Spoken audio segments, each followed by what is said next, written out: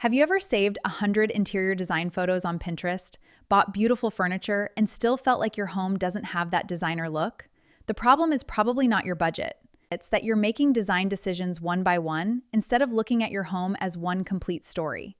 So today, I'm going to give you 5 simple designer-approved steps that can help you create a home that feels intentional, beautiful, and most importantly, like you. And you don't need to renovate your entire house to do it. Start with how you actually live.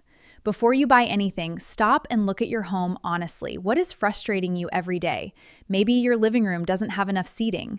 Maybe your kitchen never has enough storage. Maybe your bedroom feels beautiful, but you still don't feel relaxed in it. Ask yourself, what would make my everyday life easier? Because good interior design is not just about how a room looks, it's about how the room works for you. So instead of starting with, what sofa should I buy? Start with, how do I want to use this room? That one change can completely change your decisions.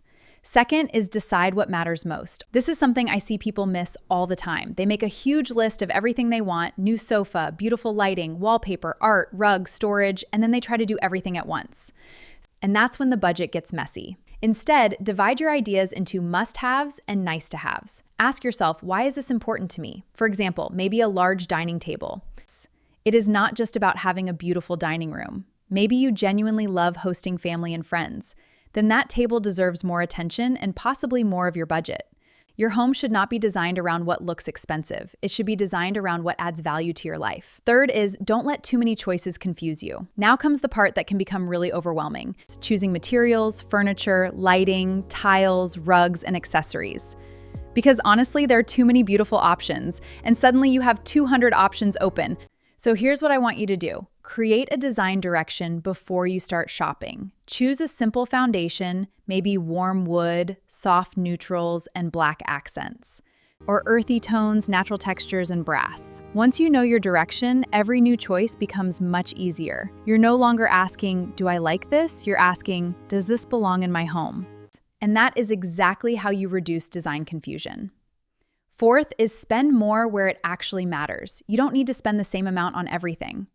This is probably one of the biggest mindset shifts you can make. Maybe you want a beautiful statement light in your dining room. Spend more there. But perhaps the guest bathroom doesn't need the most expensive tile in the world. The goal is not to make everything expensive. The goal is to make the things that matter most feel special. So before you spend, ask, where will this money make the biggest difference?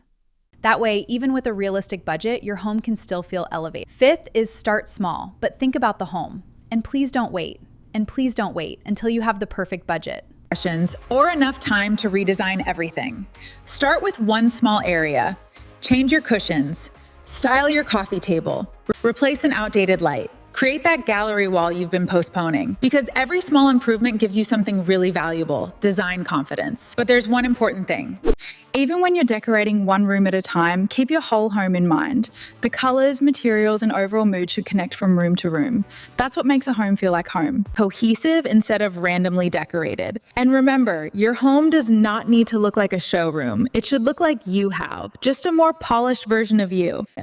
So before you buy another decor piece, pause and ask yourself, how do I want my home to feel?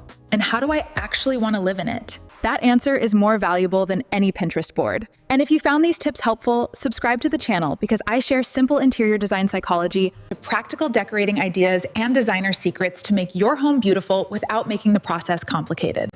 And tell me in the comments, what is the one area of your home you want to improve first?